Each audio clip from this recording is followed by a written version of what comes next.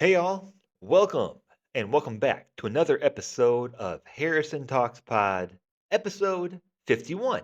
I hope you're having a great day today. We've had a busy week in the NBA, and some good things have happened, some bad things have happened leading up to this trade deadline. And unfortunately, the bad things that seem to have happened are players that could be traded or have been rumored to be traded. Some of those players are now injured. But we won't be talking about them too much today. We will talk about them in context with the two teams that I have planned for us today. So, in the West, you know, I had difficulty deciding because we have kind of a special thing right in the middle. By middle, I mean the play-in range. Trailblazers 7-3 in their last 10, but we've talked about them recently. Clippers are still winning. They're 8-2 in their last 10. We've talked about them twice in the last 3 weeks, so we'll kind of skip over them. But the Mavericks are 7-3 in their last 10, won the last 4 in a row, which they haven't done all season long, and they sit in 11th. We'll talk about them more today, kind of how they're in that worst, like, not good enough to be in the playoffs, not bad enough to really tank, yet they're missing two max players. So, in context, it could be a lot worse. Let's revisit them because the last time I talked about them, I was saying, fire Nico. It's been a while, it's been a couple months now. And the other team heading over to the Eastern Conference is the Toronto Raptors, who are now in third place after today. They were in fourth place when I wrote this segment yesterday, but they have passed up the Knicks, who blew out the Nets, and they play today when this episode comes out. So perhaps they will be tied, and I believe they do own the tiebreaker between them and the Raptors. I think so. Either way, the Raptors are in third place. Haven't discussed them in a while either. And with how the Eastern Conference is, the Detroit Pistons look great, but they are a young team. The Celtics look great, but who knows when Jason Tatum comes back. And then you have teams that are very volatile in the East, and hey, the Bucks are sitting in 11th place right now, and we just found out a few hours before recording this that Giannis Antetokounmpo, Giannis is going to be out at least 4 weeks, 4 to 6 weeks, they are saying. So we'll see what happens there. Speaking of players that always get talked about with trades, but I really don't know his status. I really just never ever do. Is it all talk? Who knows? That's the plan for today. I've yapped for 3 minutes on the intro. So we have two segments, one from the East, one from the West, talking about potential. And hey, could either of these teams make trades before the deadline? Like, subscribe to all the YouTube things for Side Panel Network, which this podcast is a part of. Nintendo Therapy will be out most likely the same day this podcast comes out. We released them both, I think, on Sunday in America. That's not where I am, so I think it's Sunday in America. And daily uploads on my gaming channel, some other projects coming up. Buy my book. All the links are in the description. Let's go. So first, let's talk about the Dallas Mavericks, who played 2 nights ago as recording this, and they play tonight, right when this episode will come out. They won against the Warriors 123 to 115. Pretty dramatic game. Had all the long shots of Steph Curry looking on at the floor, kind of, biting his mouth guard, hands on his head, thinking about things, thinking about the season that will be without Jimmy Butler. And of course, it was the first game without him. It was not an easy win for the Mavericks, but as mentioned, the Mavericks have now won 4 in a row, and this is the first time that the Mavericks have done that all season. Certainly, a team that has a lot of potential. I mean, when you're missing two players like Anthony Davis and Kyrie Irving, even if you're not a fan of one or both of those players that take up a lot of that salary cap, even with that much taken out of your team, they're still being competitive in that play-in range, and they have clearly gotten better as the season has gone on. And the expectations for Cooper Flag, of course, have been not realistic at times, especially when you don't have a Kyrie Irving or a main point guard next to him at times. So it's hard. I've mentioned on here that I don't think we've ever seen a number one pick have this sort of situation, at least not in the past, not since I've been alive.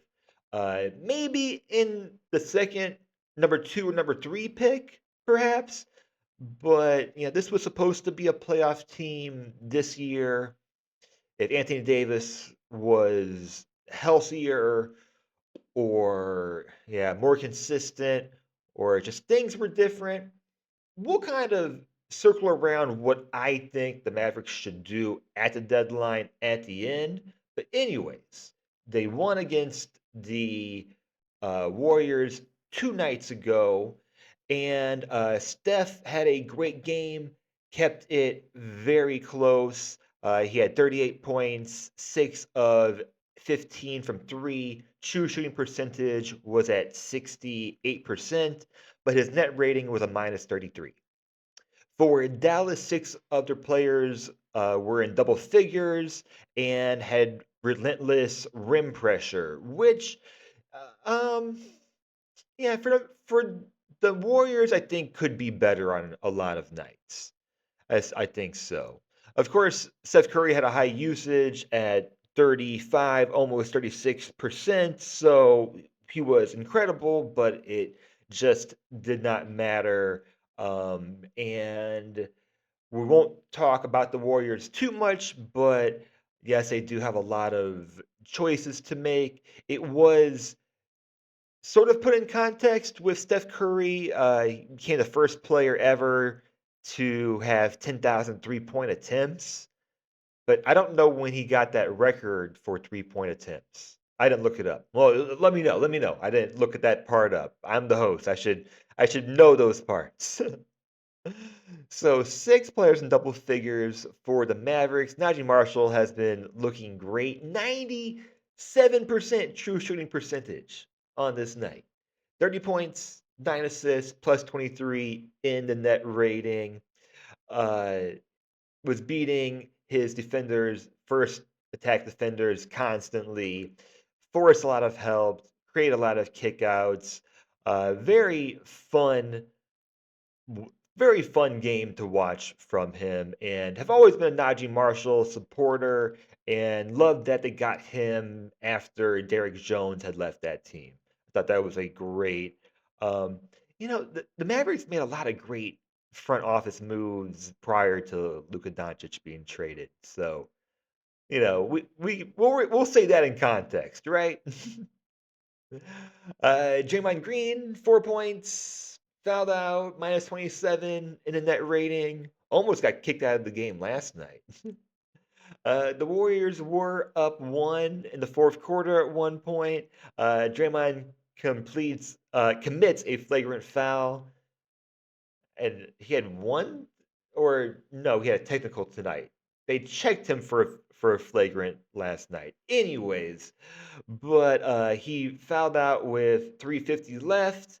Dallas went on an 11-0 run, and that was it. Not symbolic at all, Draymond fouling out and then Dallas going on a run, right? Had 4 points in the whole game. I mean, there are nights where he is the most productive and has the best plus minus, but is the lowest scorer of any starter on the Warriors. But it just was not a great night overall. And yeah, it's a much bigger discussion on what the Warriors do overall. Dallas shot 50% from the field. True shooting percentage was almost at 62%. And the Golden State shot 44% from the field, 15 of 46 from three. And Dallas out rebounded the Warriors 54 to 35. With the Grizzlies losing last night to the Pelicans, 133 to 127, the Mavericks are now in 11th place, tied for 11th with the Grizzlies, but have a tiebreaker against them, I believe, at this point, and have won four in a row, 19 and 26. They are a game and a half out of the play-in where the Clippers are. Clippers almost a very different situation as far as team construction and maybe team chemistry or whatever it is, but a very similar situation that they've been winning games, but are still in 10th place. So the Mavericks, yes, it's almost like they are too good to tank. And I think, I'll just say it now, actually. I think unless the Mavericks can pull off some amazing trade that I haven't heard of or thought about, basically, if unless they can get another star player to put on their team, I think I would say keep Anthony Davis around. That's what I would do.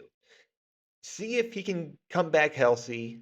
Give him time. This season, no use. Irving will come back. I have more confidence in him. Even though he's had availability and injuries and everything, confident that he'll at least be able to come back and play productive basketball for the Mavericks. And perhaps that's the best thing to do now.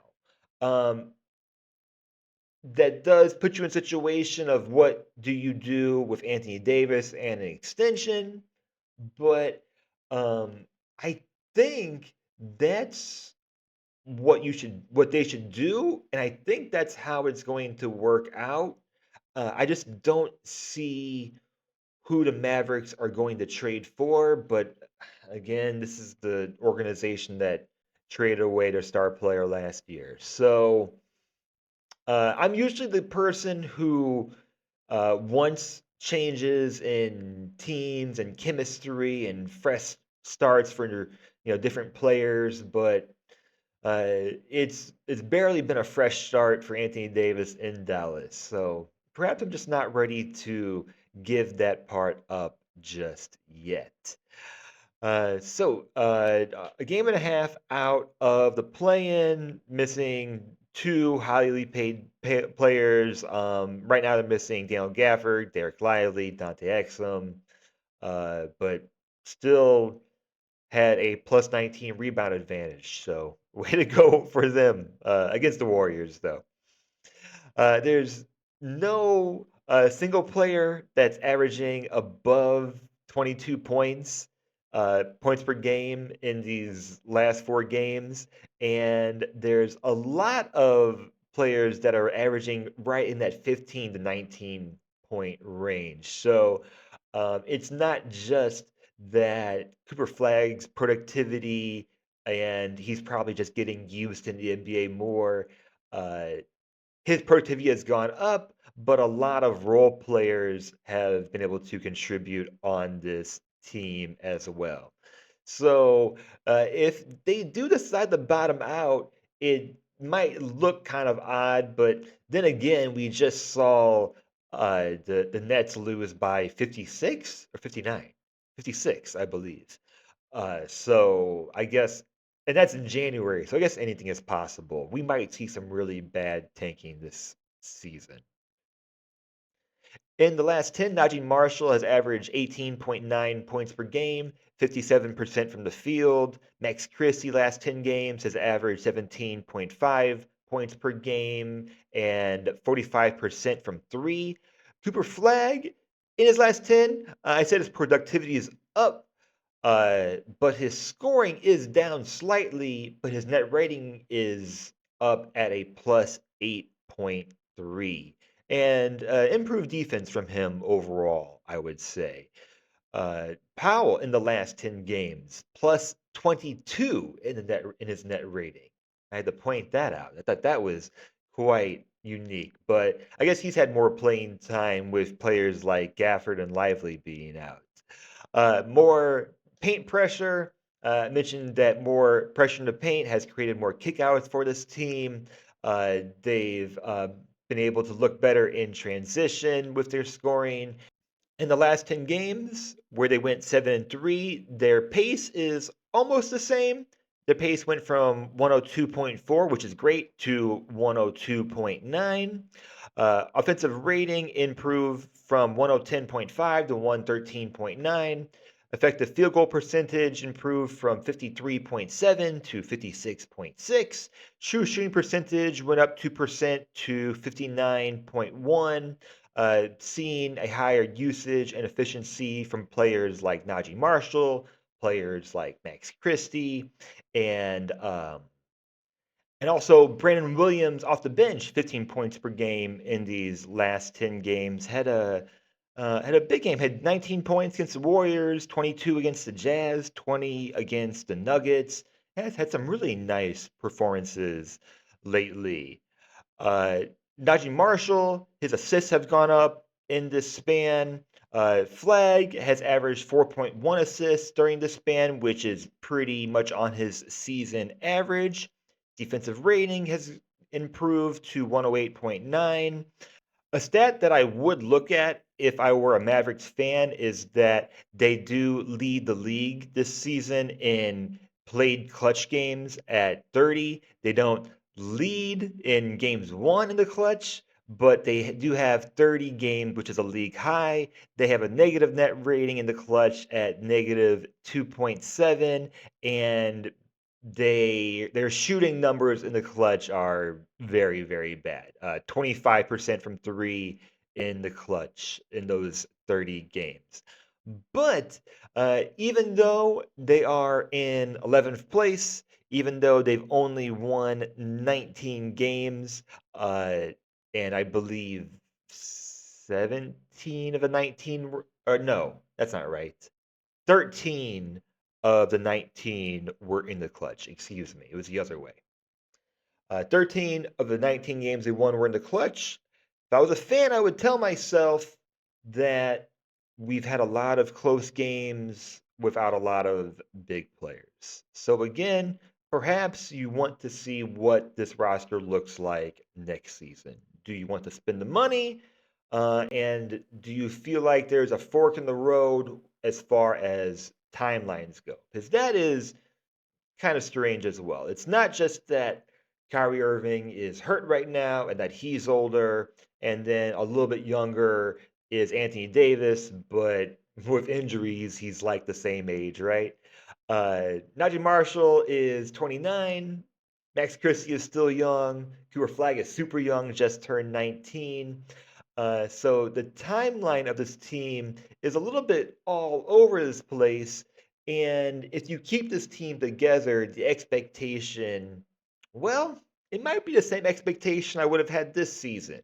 I would have expected them to be outside of the play in this very, very competitive Western Conference.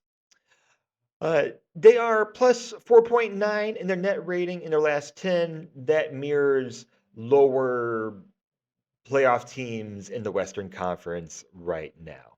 Anthony Davis, when he's played this season, he's averaged 20.4 points per game, negative net rating at minus 4.6.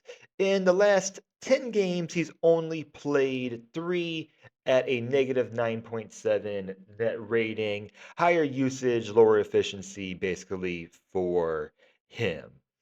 But still, it's hard to keep positivity with his health, but I still have positivity if he can come back to a version of what he was before. So, deadline, I would say They are not a buyer. They are certainly not a teardown.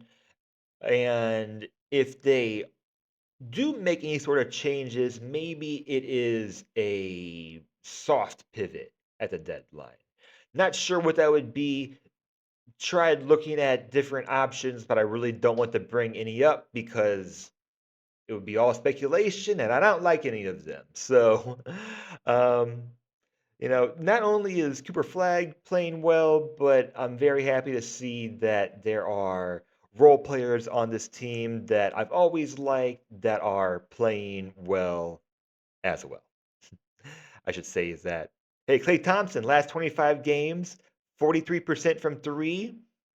That's looking better. So this team is shooting a little bit better. And just can their defense really hold on?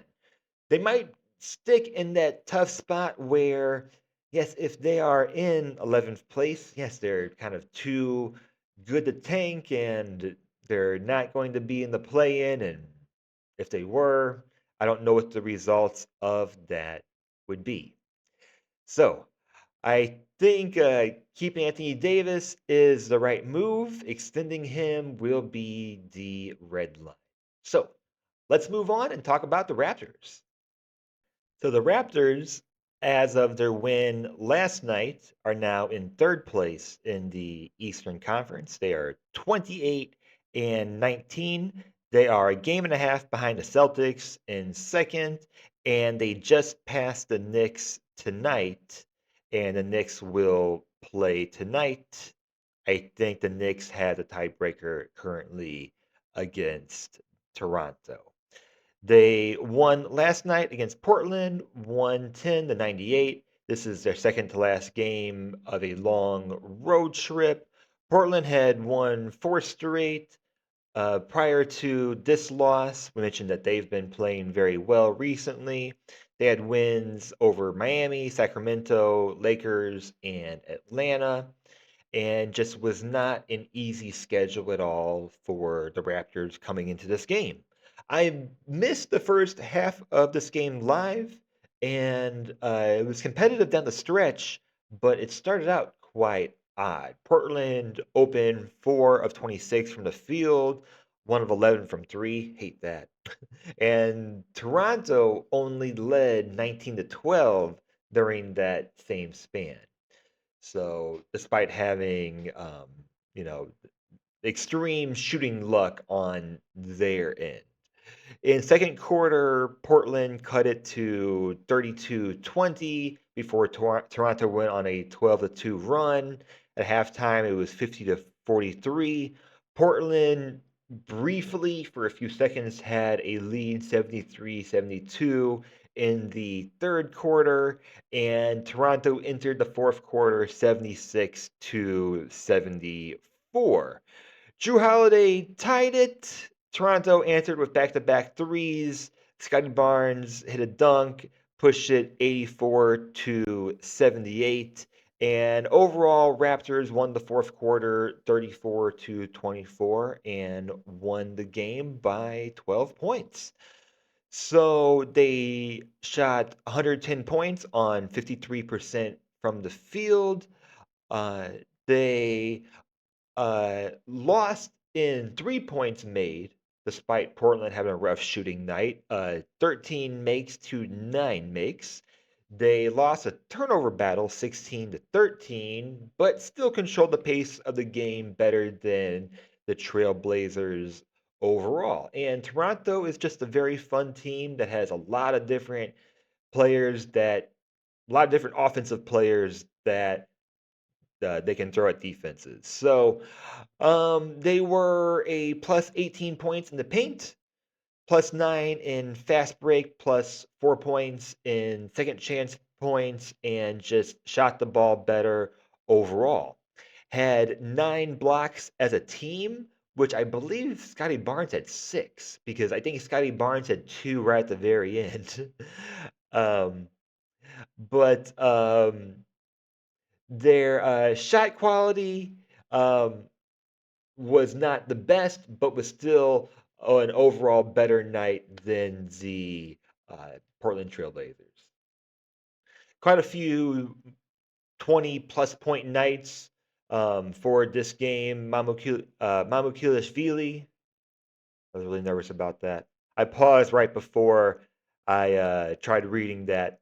Sandro, 22 points, 9 of 15 shooting, 3 of 6 from 3. Emmanuel Quickly, 20 points, 7 assists, 67% true shooting.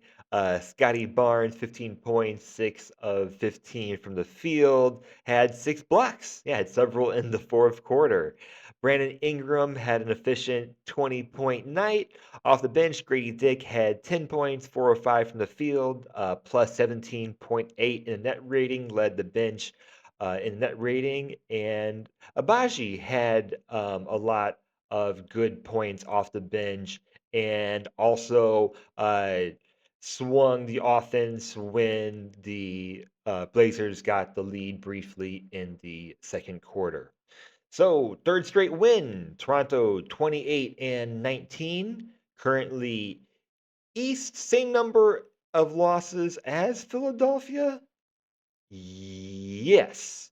And Philadelphia is 24 and 19. Why the discrepancy with that?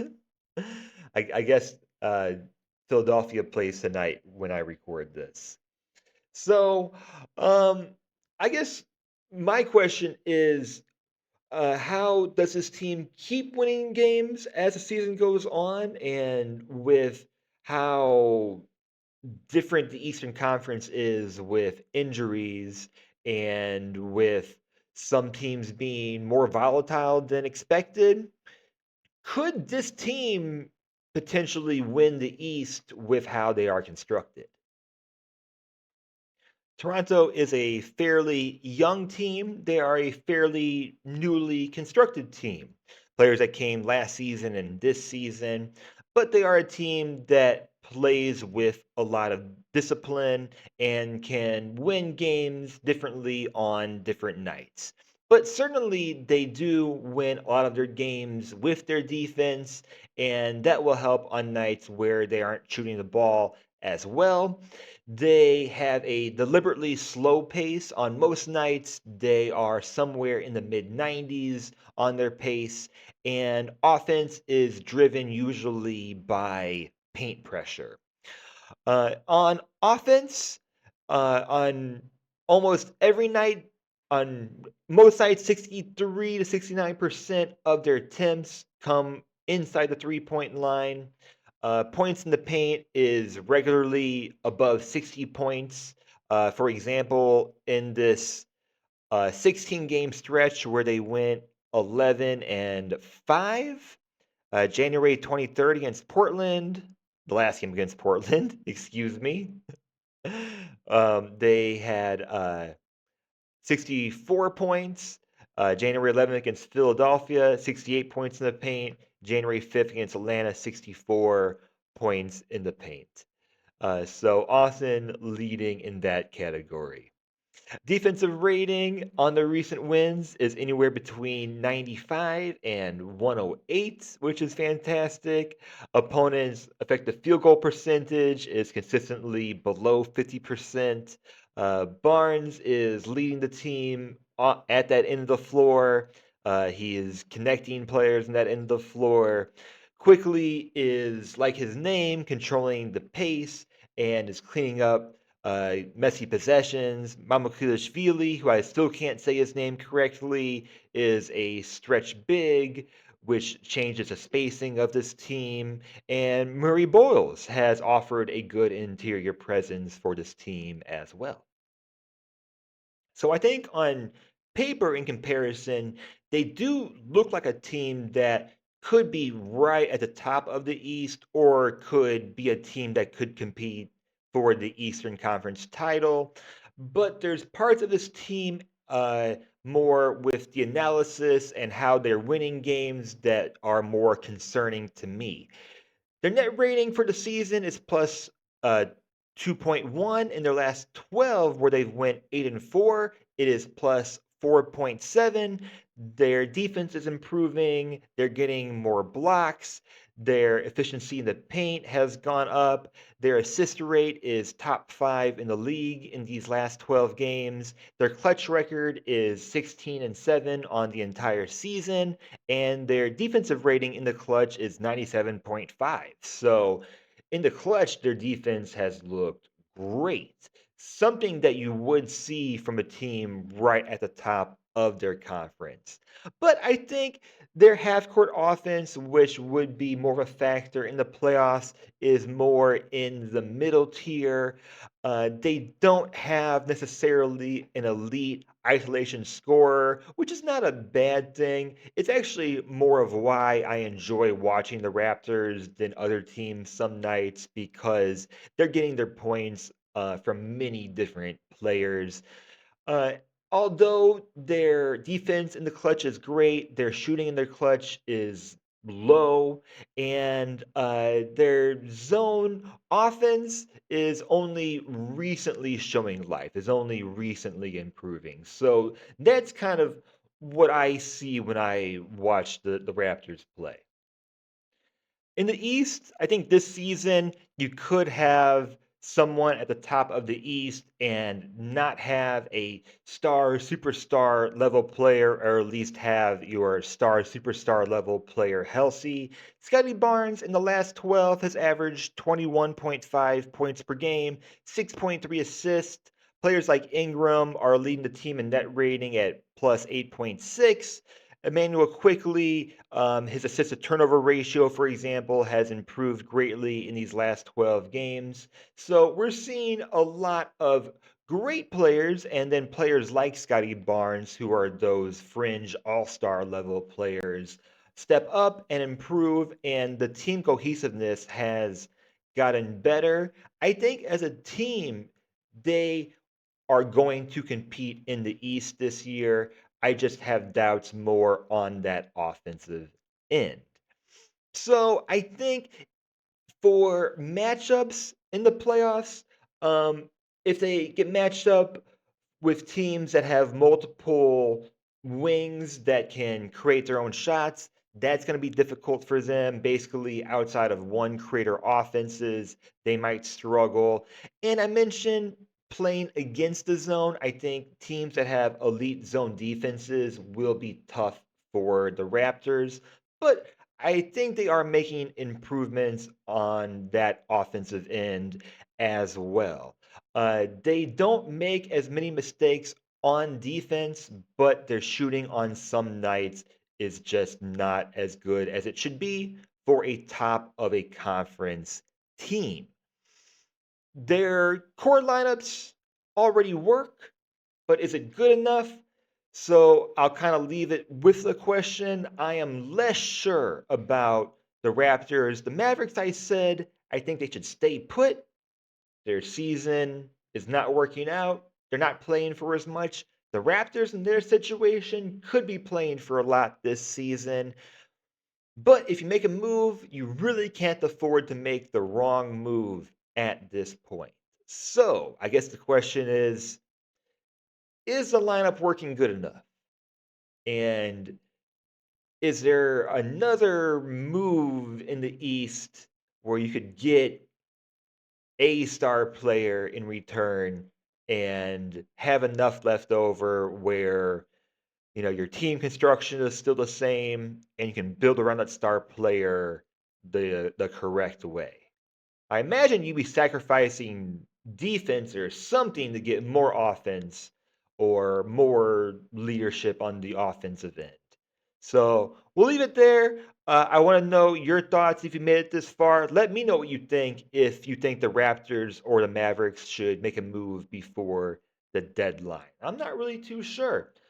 But I do know that I've been talking too much or yapping too much, so I'm going to get out of here. Like, subscribe, do all the YouTube things, and I will catch you next week with more basketball talk. I hope you have a great basketball week. See you then.